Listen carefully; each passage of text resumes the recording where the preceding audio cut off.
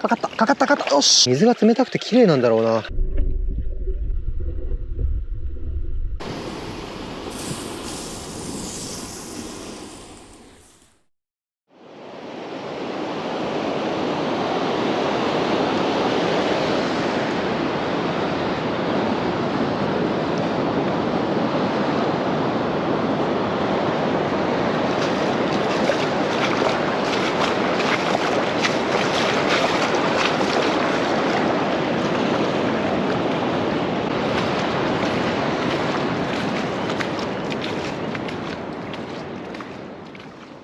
皆さんこんにちは。釣り車中泊旅中のたくあんです。今日はですね、僕が前々からねサーフィッシングをしている時に気になっていたこの砂浜にある小さい流れ込みを遡ったら一体どうなってるのかっていうのをね、確かめに行ってみようと思います。でもちろんですね、釣りをしながら遡ってみようかなと思うんですけど、持ってきたのはね、この間うなぎ釣りに使ったうなぎの穴釣り用の竿と、あとはですね、小物釣り用の僕が自作でね作った延べ竿みたいなのを持ってきて、これでね釣りをしながら遡っていってみようと思います。今は河口から100メーターぐらい登ったところにいるんですけど、この辺りはボラの稚魚とかね見えますね。あとはこういう足が広がってて、こういうところは弁慶ガニとかね赤手ガニみたいなのがいるような場所です。こうやってね生き物を観察しながら登っていくのはなかなか面白いですね。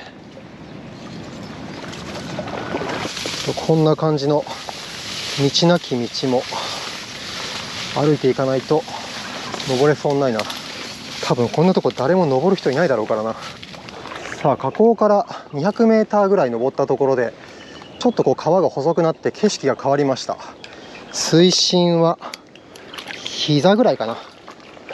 どっか竿を出せそうな魚が溜まってそうな場所を見つけたらそこで釣りしてみようかな。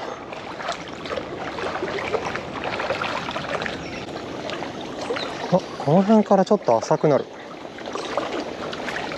海から300メーターぐらい上がったところなんですけど、だいぶ水深も浅くなってきて、こんな感じでね、さっきまで砂地だったのがゴロゴロとこう岩場になってきました。この辺は流れが速いところなんでしょうね。で水も結構綺麗ですね。でこういうね岩の下にはうなぎが潜んでいるので、ここでうなぎの穴釣りやってみようかなと思います。うなぎ釣りに使う竿はこのうなぎの穴釣り用の竿ですね。そう言ってもこれはこの間のねうなぎ釣りでその辺で拾った竹ですけれども、一応ねうなぎエクスカリバーとしてね、我が車の中にね竿の一本として確保してあります。でこれにですね、先端にこうやってねうなぎ針を引っ掛けまして、でこれね、ナイロンの14号かな、かなり太い糸を巻いてあって、でこれをねこの先端に引っ掛けて、でこう糸をねここに這わして、で穴の中にねこう仕掛けをね、餌をつけた仕掛けを突っ込んでうなぎを釣るっていう感じですね。じゃあ取ってきたミミズを取れにくいようにねこうやって縫い差しにしておきましょうか。よし、では調光開始。じゃあねこういう石の隙間に餌を差し込んでってうなぎを探していきます。いたらねこういうところは割と反応が早いと思います。いたらもうすぐガツガツっと食ってくると思います。うなぎは夜行性なんですけど、こういうね昼間巣穴代わりにしてる穴の中でも餌をね常に探していて、貪欲に餌を食ってきますからね。でこういう流れがあるところは餌は上流から流れてきますし、匂いもですねこう上流から下流に向かって流れるので、上流側から仕掛けを突っ込んであげた方がいいような気がします。だいたい魚ってこう流れがある時はその流れの上流側に頭を向けていることが多いので、うなぎも同じだと思うんですよ。この大岩の下怪しいですね。こっちからこう流れが来ていて、でここにね結構大きい穴が開いてるんですよ。でその流れがですね若干このいた、やっぱいた、やっぱいるよ、なんかいるなんかいるなんかいるよ。ここ今餌ガンって取られた。この岩ですね、この岩上流からこう水が流れてきて、でここにですね結構大きい穴がここに、ね、開いてるんですよ。でこの上流からの水がねこう若干流れ込んでるような感じで、これはね怪しいと思ったんですよ。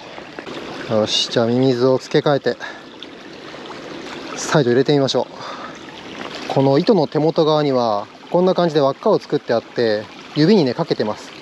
こうしてればね仕掛けをこうスッと中に入られた時に仕掛けを持っていかれずに済むので。さあ食うでしょうか。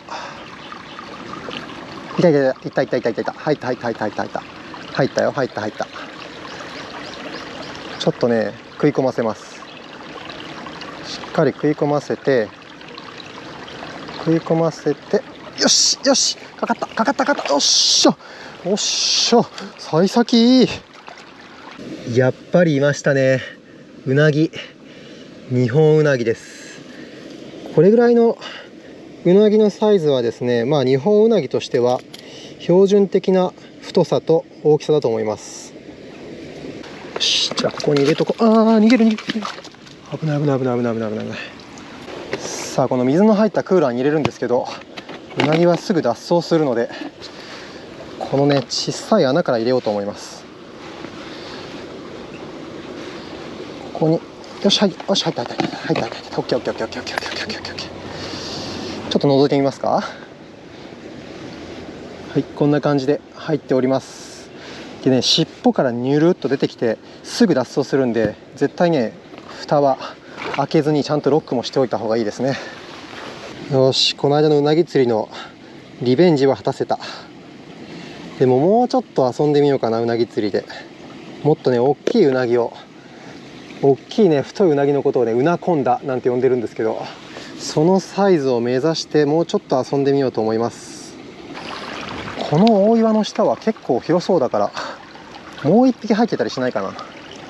まあ、あんまり複数で入ってることはないと思うんだけど、念のためもう一回探ってみます。ああ、ここいいですね。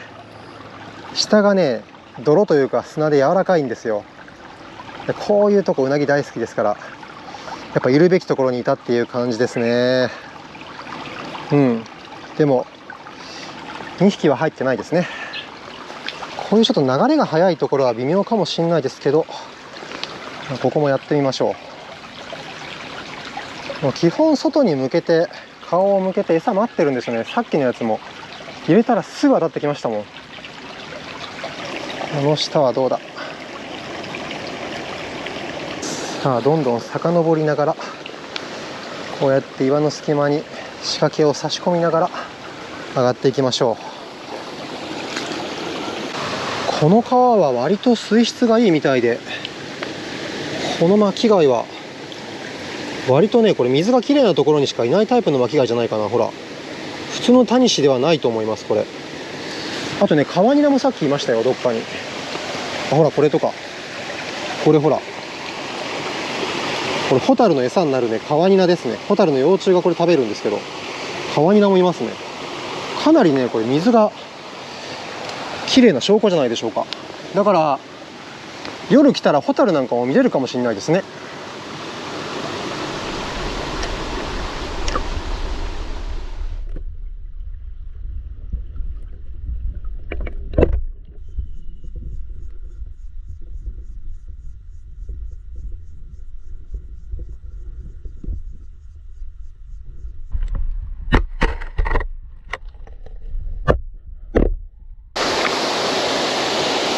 はあ、ここは深そうですね。ここは水深がありそうだし、向こうには行けないかな。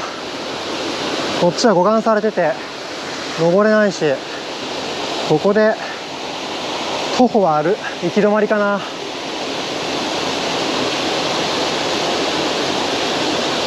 だけどこういう行き止まりになっているところっていうのは割と魚が溜まってたりするので、うなぎもたくさんいるかもしれません。探ってみましょう、この辺を。なんかここに土管が沈んでるんですけど、この中にいないですかね。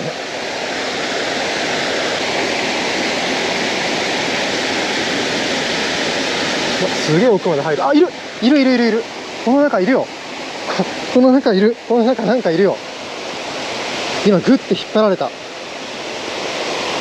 この土管の中いるぞ。ここはこんな感じで行き止まりになってて深いからでっかいのがいるかも。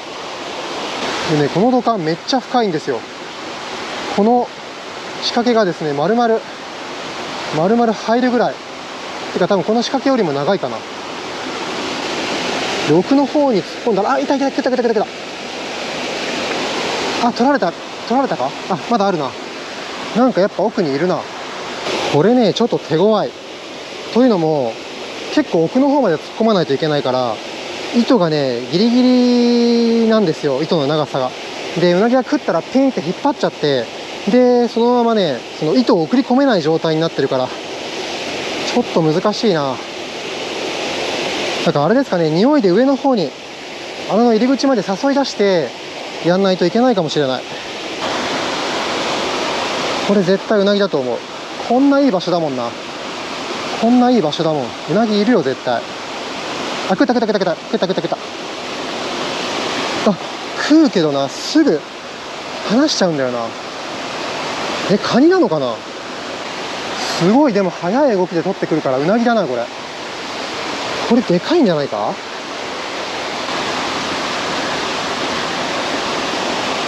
ゆっくり差し込んでみます。ゆっくり。あ、食った。よし、入ったよ。入ったよ。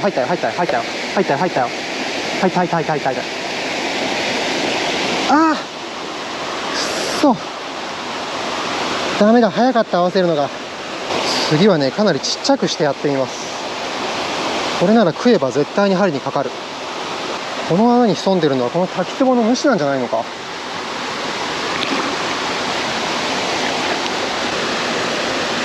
もう食わないか。ああ、もう警戒されちゃったのかな。それとも餌が小さいか。ちょっと休めようか。ポイントをちょっと置いとこ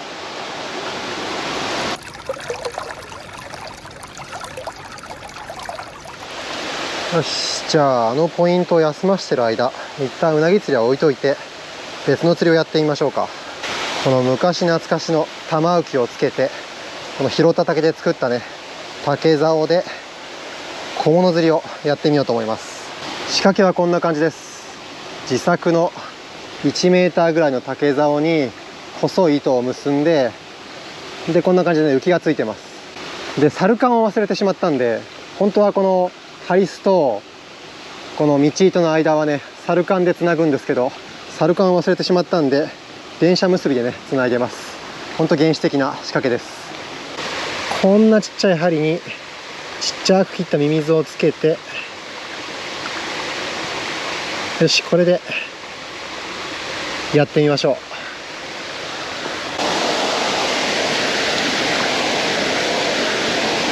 さあ、なんか釣れるでしょうか。こ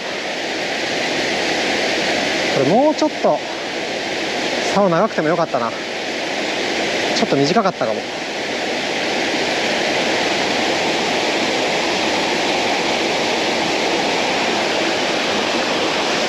意外と食ってこないですね。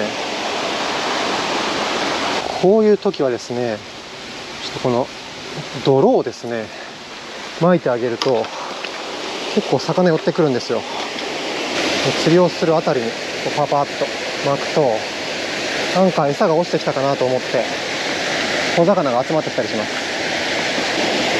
これ思ったより水深があるから竿が短いですね。もっと長い竿じゃないと向こうの落ち込みのところに魚が集まってると思うから狙えないですね。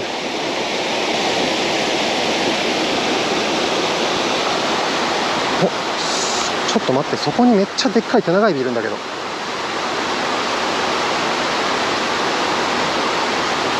あれ釣れるんじゃない？あ、食った。浮き沈んだ。今浮きが沈んでるんでじっくり待ってで合わせましょ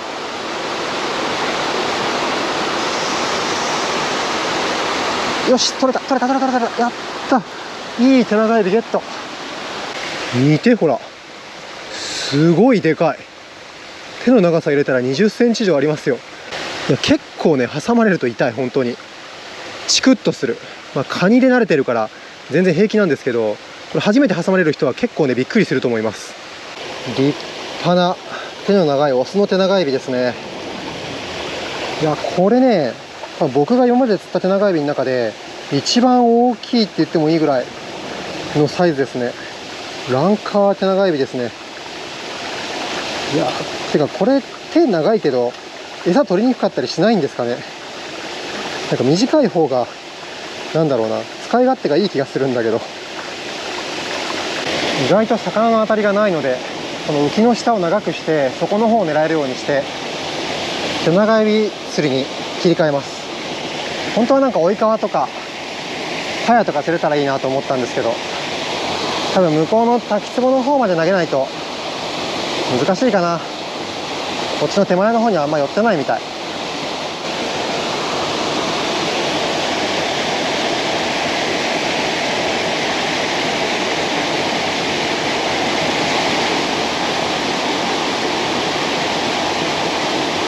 来た来た来た。手長エビ当たってる。これ多分浮きが沈んでる。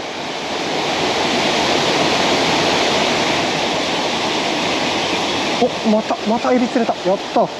しかもまたでかい。ほら見てください、このサイズ。すごいでっかい。さっきよりでっかいんじゃないかな。すごいですよ。ほらこんなエビがたくさんいるみたいですね。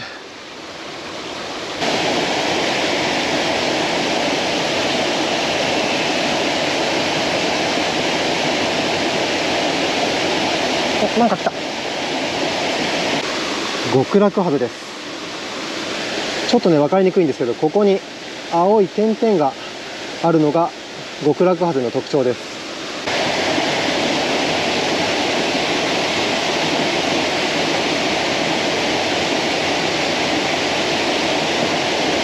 お、なんかでっかいの釣れた。見てください。なんかでっかいハゼ釣れたんですけど、これも極楽ハゼなんですかね。結構ね10センチはないですけど10センチ近くありますよ。これも極楽ハゼなんだろうか。いい大きさのハゼだな。上から見るとこんな感じ。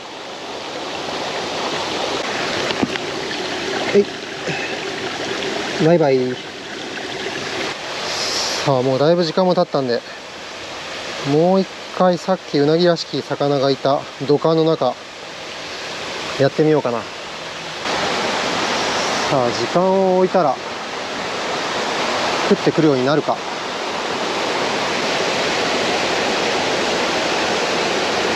いやーもうダメかな。警戒しちゃったか。一番奥まで入れてみようかな。一番奥まで入れてみて反応を見よう。ほらこんな入るんですよ。もうねほぼ全部入ります。ダメか、食わないか。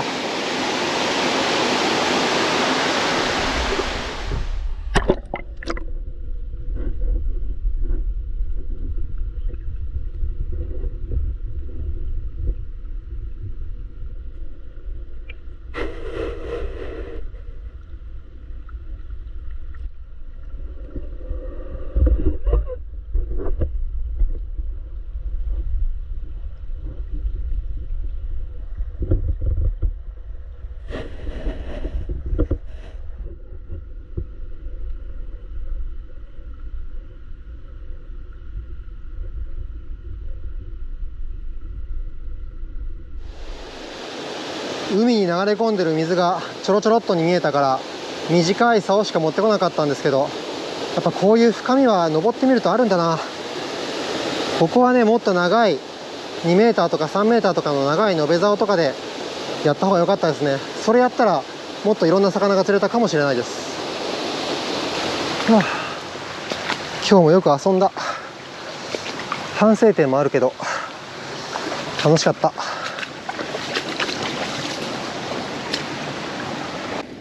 ここに生えてんのこれクレソンですね。食べることができる野草です。これちょろっといただいて帰ろうかな。料理用に少しだけクレソンの葉をいただきました。これね、帰ってる途中に見つけたんですけど、この深いところになんかこんなコの字のブロックが沈んでるんですよ。その下ね、なんとなく突っ込んでみたら、帰りながらなんか当たりあったんで、ちょっとやってみます。ここですね。ちょっとカメラじゃ見えにくいかな。この下なんですけど、あ、ほら、食った食った食った、持ってった。もう入り口にやっぱ待機してましたね。ああ、今持ってったけどあれだったな、離したな。ちょっと驚かしちゃったかな。なんか警戒心が高いのか、全然飲み込んでくれないというか、口の中に入れてくれない。活性は高い。あ、っていうか出てきてるんだけど、ここに。あ、食った。もう出てきてるんだけど、穴釣りじゃなくてもうサイトフィッシングになってるんだけど。ちょっと待って、真下にいるんだけど。うなぎだった。足元にいる。逃げてった。逃げちゃった。気づかれちゃった。いやー、いたな。やっぱうなぎだった。結構暗くなってきちゃったから出てきちゃったんだな。入ってたか、やっぱ。釣ってきたうなぎはこんな感じでね、綺麗な水に入れて泥を吐かせます。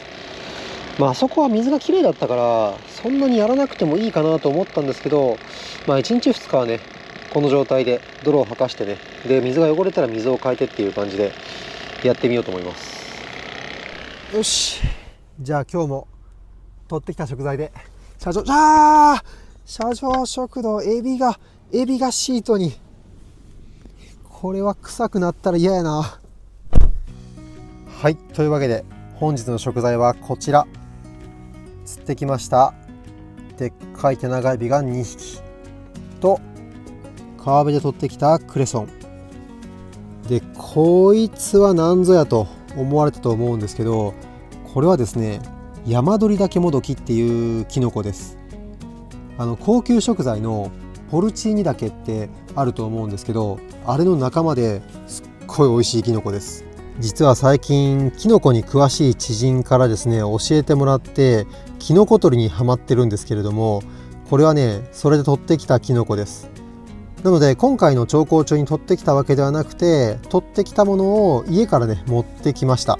この根元のところは土がついているのでカットしてしまって、であとはね、薄くスライスするだけです。さっき切ったやつと見た目結構違うと思うんですけど、これもね同じキノコなんですよ。だからね、キノコってパッと見の見た目だけでは結構判断しにくくて、似てても毒だったりすることもあるそうなんで、ちゃんとね香りとかこの細部のね見分け方をちゃんと分かって取らないと危ないので、本当にねキノコは知ってる人に教えてもらって取りに行った方がいいです。このキノコは結構中虫食ってますね。ほんとね、このキノコはすぐに虫食うんですよ。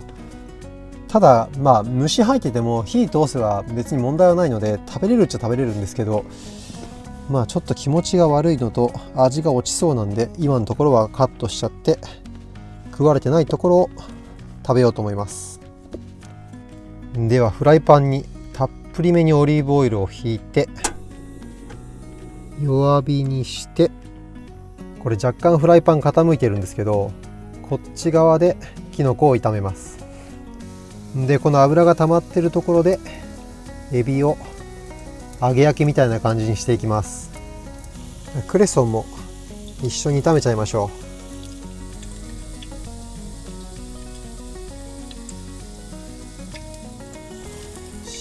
う。エビが揚がったら余分な油は吸い取ってしまいましょう。味付けは塩コショウのみ。こういうのはシンプルなのが一番うまい。エビは塩だけ。クレソンはちょっと焼きすぎて素揚げしたみたいになっちゃいましたが、できました。自然から取ってきたもので作ったおつまみセット、いただきます。じゃあまずは山鳥だけもどきのソテーからいただこうかな。これがうまいんですよ。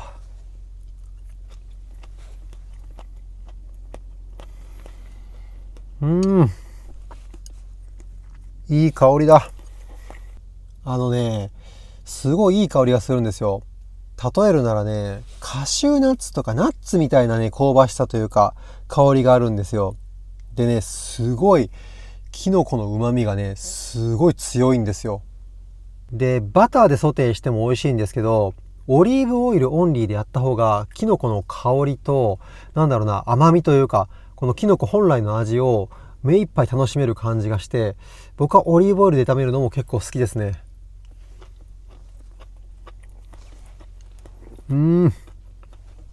じゃあお次は、このでっかいエビいってみましょうか。これちょっと、こっちの長い腕一本取って食べよう。口に入らない。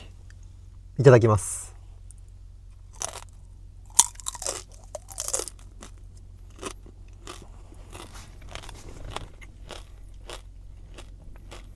うまい。これだけ大きいと、まったりした味噌の味も結構楽しめますね。で、噛んでるとこの身の甘さがうまい。うまいんだけど、さすがにね、大きすぎて、殻がね、やっぱ硬いですね。だってほら、爪だけでポッキーぐらいありますもん。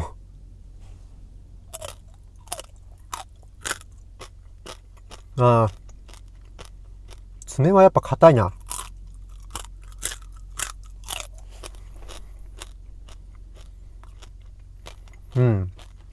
爪の中に身はあんまりない。本日のお供は、こちら。これは何ぞやと言いますと、これはね、山桃酒です。この間ですね、相棒の家に帰って、相棒と一緒に散歩してる時にですね、山桃をなってるのを見つけたんですよ。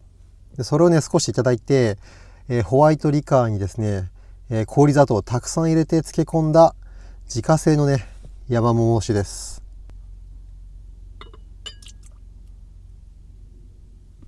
こちらは炭酸水で割って、炭酸割りにしましょう。いい色ですね。乾杯。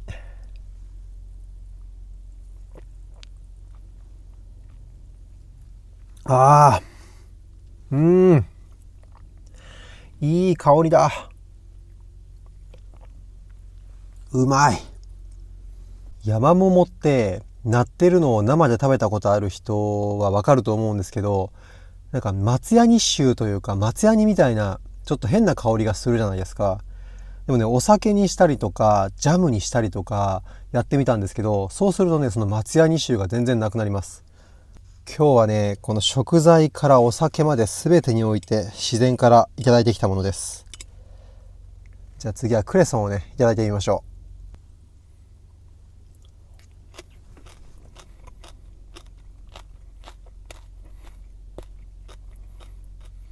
う。食感はいい。これもいい香りだ。で、噛んでるとほろっと苦さが出てきて、なかなか美味しいですね。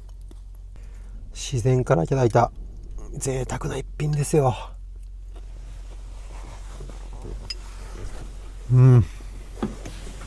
これやっぱ山鳥だけもどき、キノコがダントツでうまいな。ごちそうさまでした。世は満足じゃ。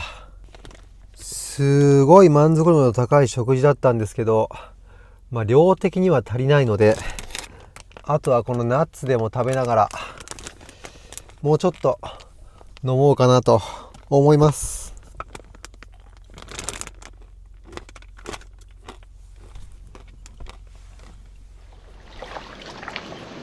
実は今朝なんですけど、網をですね忘れてきたことに気がついて、また戻ってきてしまいました。あったあったあったあった。よかった。あった。流されてないかと思ったけど、よかった。せっかく来たのでうなぎ釣りやってみようかな。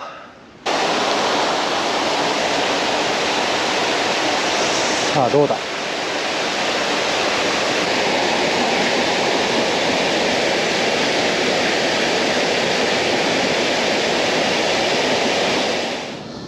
ちょっと下流の方に来てみたんですけど、この辺とかどうかな。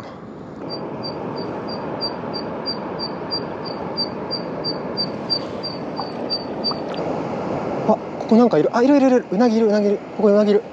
うなぎいるわ、これ。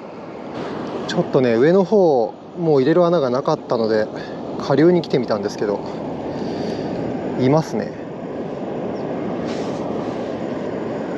ここ入ってますよ。今でも多分違和感を感じて離しちゃったかな。あ、くたくたくたくたくたくたくたくうくうくうくうくう。いるいるいるいるよ。いるいる。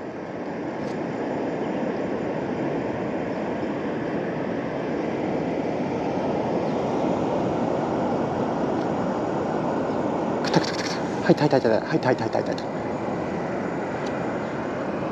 た。よしよし、かかったかかったかかった。よしよしよっしゃ、うなぎいた。よっしゃー。昨日のやつと同じぐらいか、昨日のやつよりちょっと小さいかなっていうぐらいですが、まあまあ太さもあっていいうなぎですね。水深が膝下ぐらいのこの大きい岩の下にいました。この辺りかな。やっぱね、隙間はかなり狭い隙間を好むみたいで、ここは下が砂なんで居心地も良かったんでしょうね。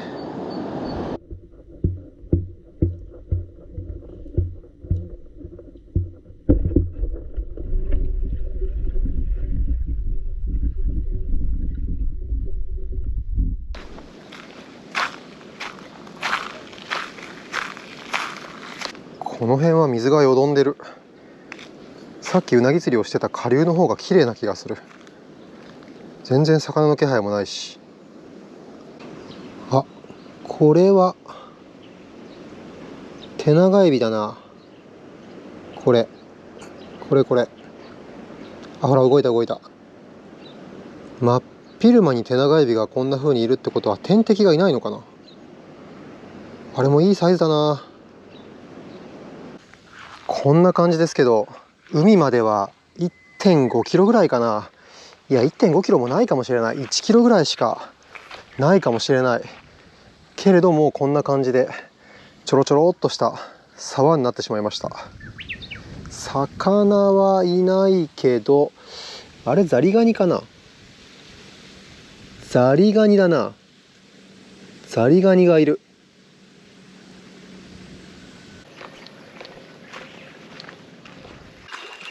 見てください。これ川をね遡ってる途中にある、これ川じゃなくてただの溝なんですけど、サバガニがいる。やっぱね、水が冷たくて綺麗なんだろうな。しかもこのサバガニなんかすごい綺麗。アルビノっぽい。あっちにもサバガニいる。ほら、河口の方というか下流の方は弁慶ガニとかがいて、やっぱ上の方来るとサバガニに変わるんですね。水はやっぱひんやりして冷たいですね。ここには見て、カエルもいる。かわいい。今のこの溝なんですけど、だいたい川の水源が向こうの方だと思うんですけど、その辺りから多分これ流れてきてるんだと思うんで、水源は同じなんじゃないかな。ということはやっぱり水質がいいんだろうな。カワニナとか水のきれいなところにいる生き物がいっぱいいるから。さあやってきました。この辺りが水源だな。地図で見るとその川の線が消えてるんで、この辺りが水源ですね。このね、もうちょっと向こうが多分あの辺かな。あの辺が多分水源だと思うんですけど、さすがに行けないですね。で、海からの距離をGoogle マップで測ってみたら2キロちょっとですねでしたね。直線距離で2キロちょっとだったんで、川はこう曲がりくねってるので、2、3キロは3キロぐらいはあるのかなっていう感じです。海から3キロの地点でこんな感じになっていました。何か生き物がいるかっていうと、パッと見ね、魚はいないですね。カワニナとか貝類ぐらいかな。これカワニナじゃないかな。カワニナはいる。あとは何もいなさそう。あとはアメンボぐらいかな。ここ夜来たら、6月とかに夜来たらホタル見れるかもしれないですね。ここにホタル飛んでたら綺麗だろうな。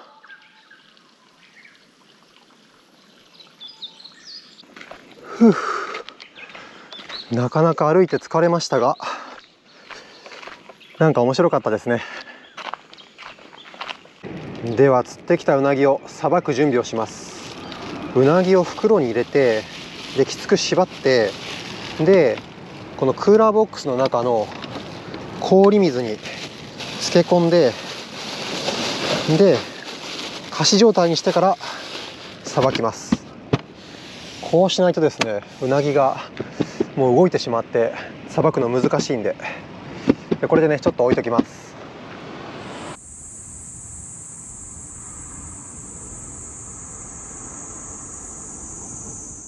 よし、では釣ってきたウナギで車上食堂やってみましょうか。さあ、ウナギは車の中でさばくのは初めてだけど、どうだろう、ちょっと無理があるかな。もう完全に冷えてね、仮死状態になってますね。脳天を落としてしまって締める。もしかしたらもう絶命してるかもしれないですけどね。そしたらね、この手持ちの千枚同士でまな板に打ち付けて固定する。では骨に沿って開いていきましょう。職人さんのようにはスーッとね、職人さんはこうやってスーッてやりますけどね、そんなうまくはいかないですが、あれはねできるようになるまでにはかなり修行がいるらしいですよ。だいたい車上食堂でウナギをさばこうとしてることがおかしいんだよな。よし、なんとか開けました。じゃああとはね、この内臓とかエラとかを取ってしまいます。血はなるべくきれいにキッチンペーパーで拭いておきます。うなぎの血には毒があるってね言われてますけれど、それは生で食べた場合のことで、加熱したら全く問題ないです。うなぎの刺身っていうのがないのは、その血液にその毒があるからなんですね。よし、じゃあ次はこの背骨ですね。背骨を取り除いていきます。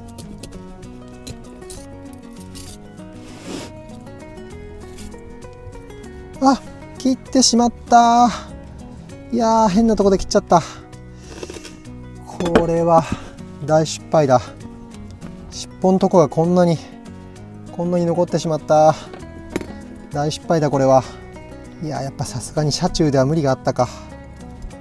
よし、じゃああとは切り離して適当な大きさにカットする。はい、なんとかできました。身の部分と、あと頭と、でこれは骨ですね。これ尻尾のところ、こっちがもう身が残っちゃいましたけどね。いや、この尻尾の方は失敗した。だけど車内でやったにしてはなんとか開くことができたんじゃないかなと思います。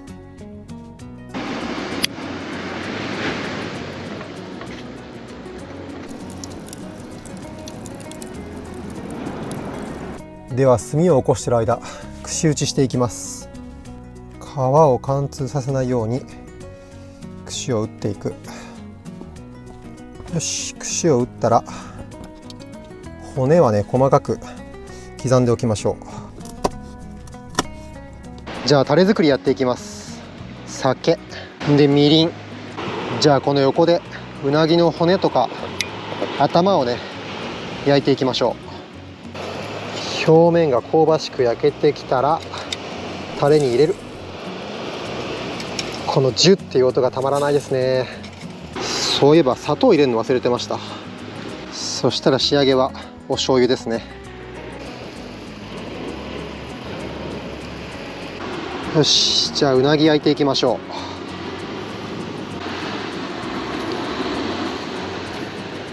ある程度焼けたらタレにねつけます。なんかこうやってかば焼きにするときはぬめりを取らなくてもいいらしいので、今回はぬめりを取らずにね焼いてみてます。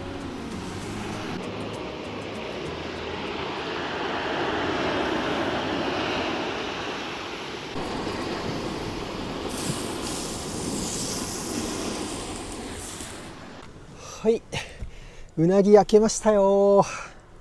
お食事は静かな車内でやろうかな。いや、うまそうですね。そしたらご飯にドーンと乗せまして、でこのタレをねたっぷりかける。完成しました。天然うなぎのうな丼です。さあそれではいただきます。じゃあまずはうなぎだけで味わってみましょう。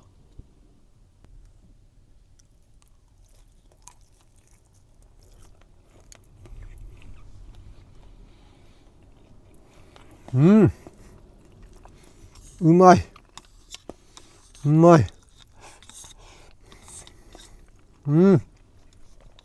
タレがうまいな。タレが染み込んだご飯もうまい。これぬめり取んなかったからちょっと臭かったりするのかなと思ったけど、炭火で焼いたからか全然そんなことはない。すごいね香ばしい香りがしてめちゃくちゃうまい。皮の方も割としっかり焼いたからよかったんだろうな。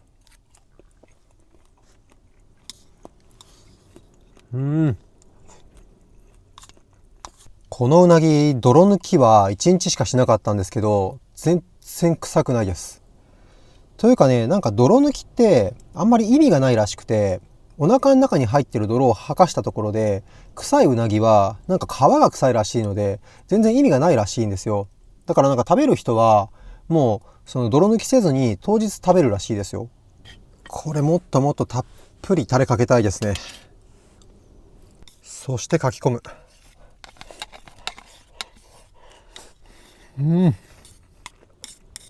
うますぎて飲み物の紹介をする前に全部食べるところでした。本日のお供はこちら、ナマズコーラ。こちらね、この間上州屋さんのイベントに出た時に視聴者さんからいただいたものなんですけど、これね本当にナマズエキスが入ってるんですよ。埼玉県でね作られてるものみたいなんですけれど、こちらをいただいてみようと思います。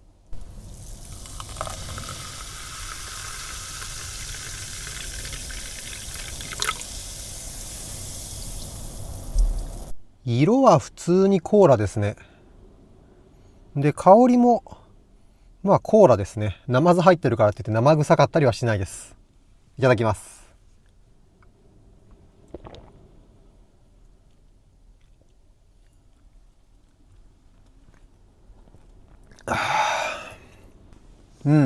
味はね普通に美味しいコーラです。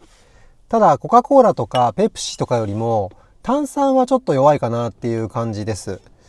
でそうだな、なんか大道とかのコーラに近いかな。ちょっとすっきりめのコーラというか、なんかねコーラ味のガムとかああいう系のお菓子のコーラ味のお菓子のコーラの味がしますね。ナマズ感はよくわからない。浜松、うなぎが有名な静岡の浜松だったかなにね、うなぎコーラってあるんですよ。それを飲んだ時と同じような感想で、あれもねうなぎ感はあんまり感じなかったんですけど、これもねナマズが入ってるって言われなければ全くわからないっていう、そんな感じです。もうちょっとこうビールとかさっぱりした飲み物にすればよかったんですけど、割と甘いタレのうな丼と甘いコーラってねまあ結構体力を使ったんで体力回復にはいいかもしれないですね。天然うなぎの良さは脂が乗ってるのにあっさりしてるところだよな。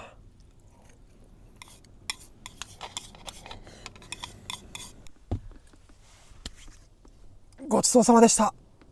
これで夏を乗り切れそう。いつもはお皿とかまな板とかこのアルコールウェットとキッチンペーパーで拭くだけみたいな感じだったんですけど、視聴者さんからですねこの電解地野水っていうのをねいただいたんで、これ使ってみようと思います。